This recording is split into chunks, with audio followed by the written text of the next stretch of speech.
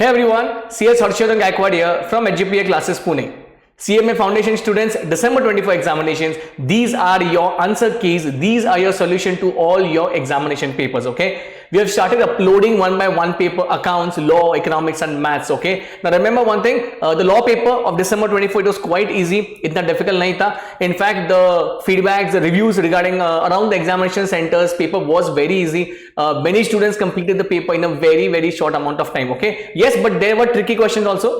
तो ये solution discuss करेंगे and even you can check your own answers, okay? चलो, we'll start one by one. Number one, the decision of any high court prevail over. Now this was a very easy question. Remember one thing, it is basically subordinate courts under the high court. मतलब supreme, high and all the subordinate court. Question ये पूछा गया कि high court किसके ऊपर prevail करेगा? तो नीचे भी उसके जितने भी courts है वो उसके ऊपर prevail करेगा. That's a very simple answer, okay? Which among the following is a quasi judicial body? पहले ये चीज दिमाग में डालो कि quasi का मतलब क्या होता है. So आपने शायद इंडियन कॉन्ट्रैक्ट में पढ़ा रहेगा quasi contract करके. Quasi का मतलब ये होता है resembling a contract, okay? It resembles. तुम एक्चुअल में कॉन्ट्रैक्ट नहीं कर रहे हो. तो वो सेम क्वेश्चन यहाँ पे पूछा गया कि भाई साहब अपने इंडिया में ऐसा कौन सा बॉडी है मतलब जो एक्चुअल में कोर्ट का दर्जा दिया गया नहीं है but it is same what the function. तो इसमें district, session and high court ये तीनों भी है ना, ये प्रॉपर जुडिशरी अथॉरिटीज है, ओके? बट क्वाजी जुडिशियल आपका लास्ट वाला आंसर रहेगा, that is your district consumer forum, okay? चलो next, functions of the parliament is to, okay? बहुत ही सिंपल था.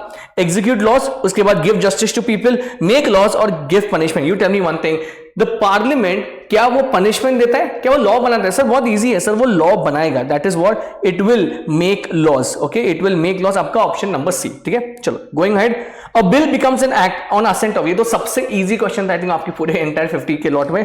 तो इसका आंसर है sir president of India, okay? चलो next, question number 5, what is a private bill? Okay, now a bill introduced by a private citizen, obviously आपको जानबूझ के कंफ्यूज करने के लिए दिया है वो. bill introduced by a private company, a bill introduced by a member other than a minister and a bill relating to affairs which are in, ये wrong है, ये wrong है, ये wrong है. तो आपका सही क्या आंसर है? a bill introduced by a member other than a minister. very simple, okay? चलो, in normal course contract ends with dash. now this was also a very easy question. contract ends with what sir? contract ends with a performance. एक चीज दिमाग में डालो, offer, acceptance, but last में आपके contract discharge कब होने वाले? अगर आपने पढ़ा रखा Indian contract very properly, the question also in that कि when does a contract end? It ends when the both the parties perform their contract. So आपका आंसर परफॉर्मेंस है, ठीक है? चलो next, question number 7, a contract between one existing company and one dissolve company is called as what? Sir अगर एक company dissolve हो गया है तो इसमें अपन क्या बोलेंगे? वॉइड. आपको एक पता है वॉइड कॉन्ट्रैक्ट का मतलब क्या है? पहले वो कॉन्ट्रैक्ट वैलिड होता है, उसके बाद वो वॉइड होता है, okay? So your answer is 7B.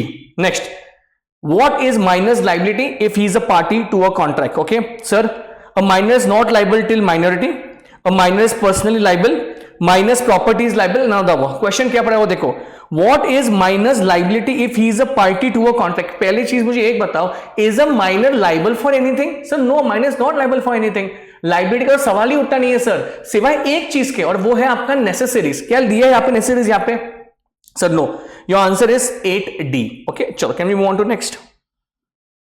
चलो, sorry about the photographer because immediate what see I think it is what the timing is, कितना बजे? 3 बजे, ओके? आपका पेपर अभी जस्ट खत्म हुआ है, 10 to 12. we are recording it on a very immediate basis, so please excuse us for the photographs, okay?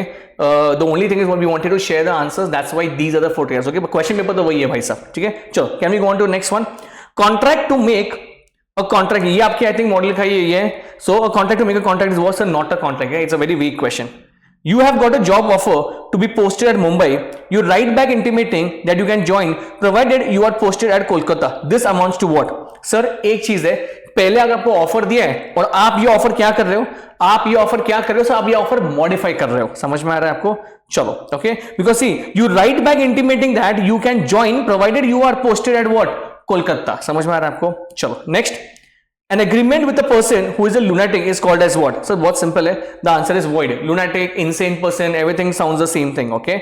चलो question number 12, in case of merger of A limited and B limited all contracts pending with A limited will be dash. sir अगर merger होता है आपका contract dissolve नहीं होने वाला, आपका contract continue होगा to be valid and to be executed by B limited. Just because दो कंपनी मर्ज हो रहे हैं तो इसका ये मतलब नहीं होता कि कॉन्ट्रैक्ट खत्म हो गए. तो जिसमें वो मर्ज हो रहा है, जो टेक ओवर कंपनी जिसने आपको टेक ओवर किया है, तो वो आपका कंपनी क्या करेगा? कॉन्ट्रैक्ट वो कंटिन्यू करेगा, ठीक है? चलो question number 13, in case of independent performance only proposer will perform. only acceptor will perform, both parties shall perform, they are part of independent of each other, none of the above. Sir, this is the most, एक minute क्या हो गया इसको this is the most detailed answer. कौन सा वाला? both parties shall perform with each other in the independent performance. okay, चलो question number 14 आपके स्क्रीन के सामने है.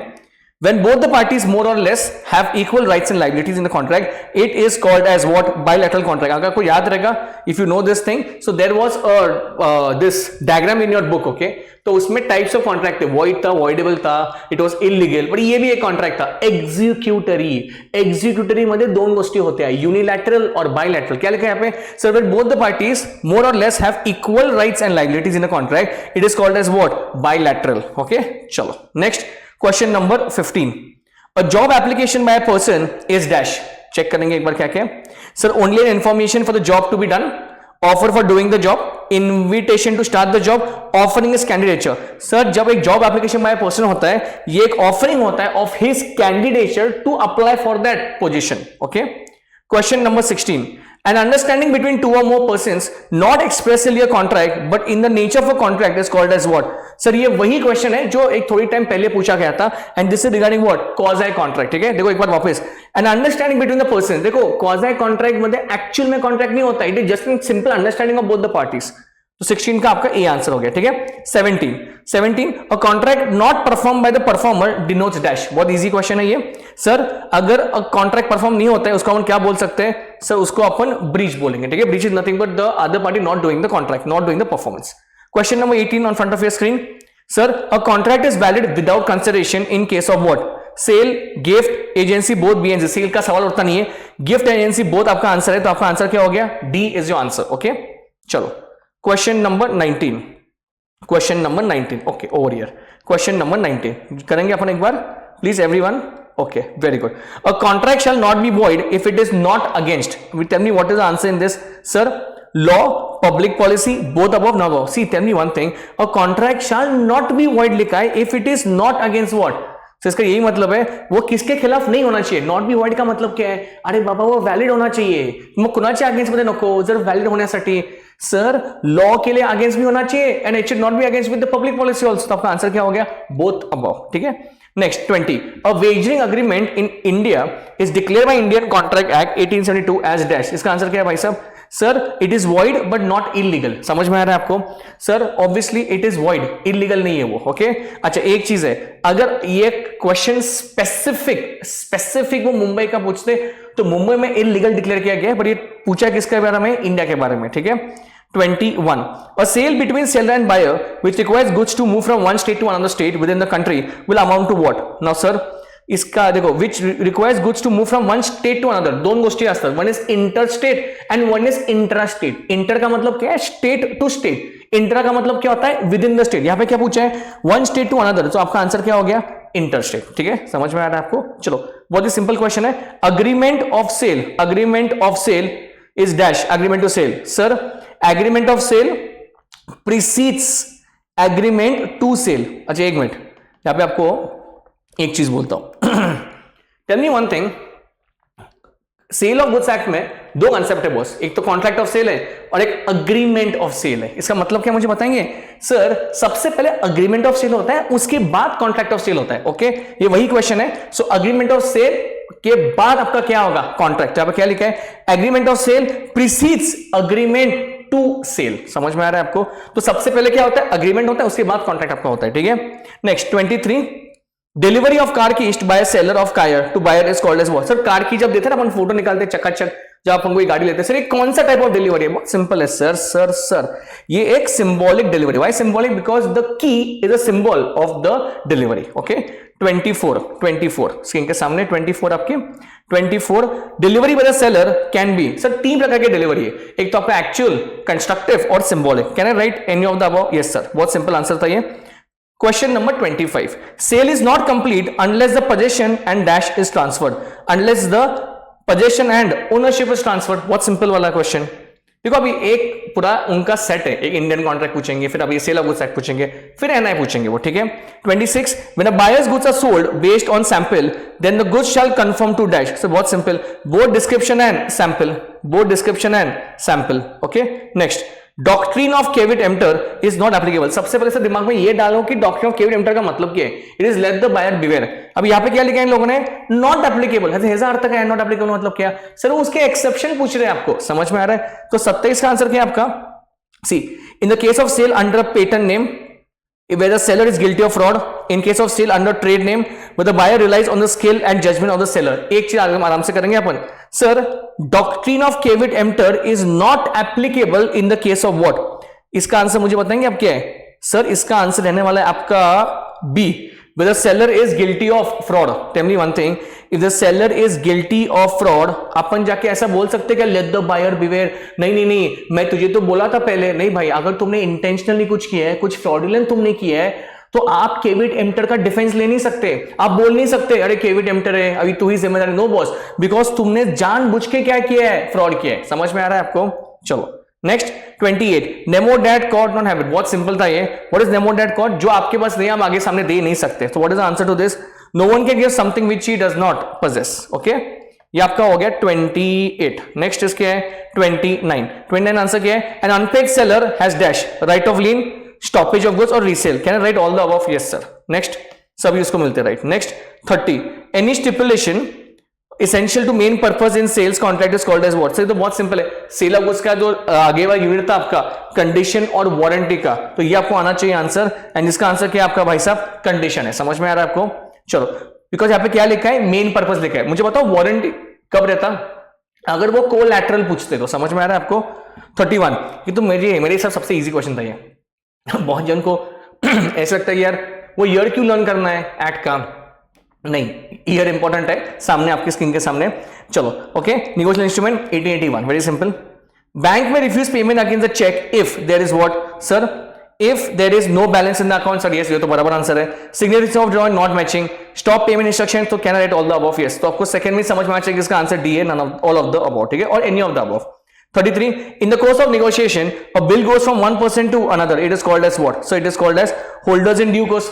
See, दो चीज होते हैं, एक होल्डर होता है, एक एचडीसी होता है। होल्डर टू एचडीसी में जाने के लिए आपको कुछ क्राइटेरिया फुलफिल करना पड़ता है, good faith for good consideration all that. So in course of negotiation a bill goes from one person on, it is called as what? Holder in due course. 34, in case of cheque the drawee is dash. Now tell me one thing, in case of cheque the drawee is always the bank. ये first ही नियम है आपका।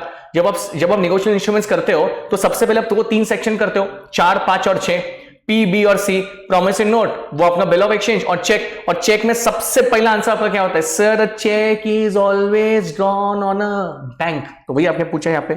35 no चलो 35, if a minor draws, endorses, delivers or negotiates an instrument, such instrument binds dash। Now all parties to instrument except the minor, all parties to the instrument including the minor। ये तो सवाल ही उठता नहीं है, minor को आप liable कर ही नहीं सकते कभी। Only the minor. तो ये भी रॉन्ग है, एक मिनट, ये भी रॉन्ग है, ये भी रॉन्ग है, ना दबो। तो आपका आंसर पहला वाला है, all parties to the instrument except the minor. Okay चलो 36, upon dishonour of a cheque the payee can initiate legal action under. तो मेरे हिसाब से सबसे ये इजी था, बिकॉज पूरे नेगोशिएबल इंस्ट्रूमेंट्स में जो सेक्शन आपको लर्न करना था वो सबसे डेंजर था। मतलब अगर चेक बाउंस होता है तो कौन सा सेक्शन है? It is 138। ओके चलो, in case of cheque acceptance by drawee is dash. In case of cheque acceptance by drawee is not required. अरे why will the drawee accept? यार ड्रॉई तो बैंक है, वो थोड़ी एक्सेप्ट करेगा। ये थोड़ी आपका प्रॉमिसरी नोट है सामने वाले को एक्सेप्ट करने के लिए। 38, if the bill of exchange is payable after sight, acceptance is dash necessary। After side का मतलब क्या है? दिखाने के बाद, साइड देखो और फिर एक्सेप्ट करो। ओके तो it is necessary. Next 39, in case of promissory note date is dash। in case of promissory note date is dash, date is required। Obviously यार promissory note में डेट ही इंपॉर्टेंट है सबसे, उसके ऊपर वो वर्ड्स भी इंपॉर्टेंट है, I acknowledge, I promise you to pay and all that. वो सब क्लियर कट चाहिए कि ताकि आप डेट में हो, you want to pay somebody, उसमें डेट बहुत इंपॉर्टेंट है। ठीक है चलो 40, documents which are not specifically mentioned as negotiable instruments under the act but are transferable as per the customs trade are called as what? Sir it is quasi judicial. ठीक है, जब भी एक चीज दिमाग में रखो, जब कोई चीज रिजेंबल करता है ना तो उसमें एक ही आंसर आपका आएगा, वो क्वाजा है। ठीक है 41, which out of the following is a trial presentation? which of the following is a trial presentation? सबसे important sir, seminars, conferences, presentation before clients for businesses, presentation before teachers for practice is a trial। Trial का मतलब क्या होता है? Sir presentation before teachers for what? practice is a trial version। ठीक है 42 which of the following are non-verbal communication. अभी non-verbal का मतलब क्या है? Without even only your body language, your gestures, facial expression उसमें आएगा, आई कांटेक्ट भी आएगा, जेस्चर भी उसमें आएगा, तो इसका आंसर क्या रहेगा आपका? All of the above. Simple. चलो 43 जाएंगे. Which of the following are constituents of the 7 C's of communication. बहुत सिंपल आंसर था ये.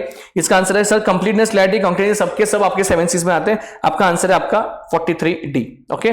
44 horizontal communication takes place between what. What is horizontal? Sir horizontal का मतलब ये होता है कि same status, same level. So for your का आंसर क्या है? Employees of the same status. बहुत simple. 45 which of the following communication has no interaction from the audience. 45 का आंसर क्या रहेगा आपका? So which of the following communication has no interaction from the audience. Speech के समय जब आप speech देते हो तब आप थोड़ी कुछ मांग रहे हो सामने वाले से. It's a one way communication. Okay.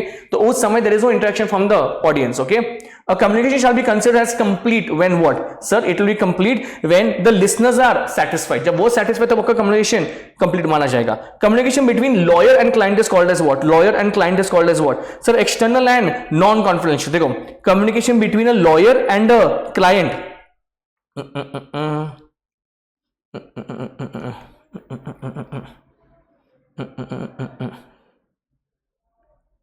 Sorry. Lawyer and client is called as, one second, it will be internal, it will be confidential, and it will be professional. ठीक है. चलो 48 nowadays mass communication is through what?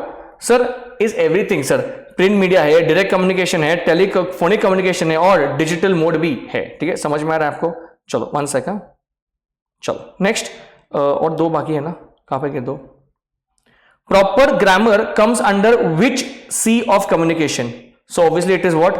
Correctness. Very simple. 50 formal communication should be only verbal, only through email, telephonic, any mode recordable for future. Formal communication should be what? Sir, it is a formal communication. तो वो क्या बात कर रहे हैं? So एक ही चीज है. एक सबसे पहले mail is regarded as the most formal communication line. Okay? चलो. Now these are my answers, my solution, my keys. Okay, it might differ with the institute. Okay, it will come after some time, but हाँ, अगर हम मोटा मोटा check करेंगे, these might be your answers. Okay, we have to wait for the suggested answers to come from the institute. So if you are okay with this, अगर आपका हो गया रहेगा, so you are very good to go for CMA intermediate. Okay, so remember one thing, एक चीज बहुत confirmed है कि कैसे होता है CMA फाउंडेशन का रिजल्ट तो बहुत जल्दी डिक्लेयर होता है. But one thing is very sure कि यार many students are very much into that situation कि नहीं सर एक बार आंसर मिल जाए ना तो एक बार हम श्योर हो सकते हैं कि यार हम पास हो या फेल है. ठीक है. हाँ, एक 2-3 उधर यहां वहां गए तो ठीक है, बट आपका कुछ समझ में आ रहा है? हाँ सर, नहीं सर, आंसर बराबर आ रहे हैं हमारे. ठीक है. That is there. Just last 2 minutes I'll take off yours and then we will call it an end. So we are at GPA classes. We are starting a batch from, you might see your intermediate, and that is 10th of Jan 25. तब तक तुम्हारा result भी लग जाएगा. And ये demo lectures है, offline classes निगरी प्राधिकरण में होते हैं. It is in PCMC. Everybody is welcome. Like even if you are from outside Pune, outside Maharashtra, we have accommodation facilities. We have mess facilities also. So a lot of students actually CMA intake के लिए बहुत आते हैं from outside Maharashtra. So you are most welcome. Second, everybody is a degree holder, so you don't have to think about that what to do. And it is to the point. You can watch a lot of marathons हमारे हैं. So we are starting from 10th of Jan. Make sure you drop in. If you are staying here in the vicinity, you can please come down over here. And also जो PCMC के बच्चे, जो हमारे area के बच्चे, also you don't need to travel all the way down where to Pune for everything. Okay, मतलब ऐसा नहीं कि बहुत ट्रैवलिंग में बहुत टाइम जाता है, तो आप यहाँ पे आके भी पढ़ाई कर सकते हैं. आप कोचिंग आपको मिलेगा, एक्सक्लूसिव CMA का मिलेगा. And we are the only classes in Pune PCMC which is providing offline CMA final classes. Okay, so वो भी एक एडेड है और प्लेसमेंट्स भी हम करवा देते हैं आपके इंटर्नशिप के लिए. Okay, so if you get time, you can just visit our class. And also best of luck for your results. Okay, thank you.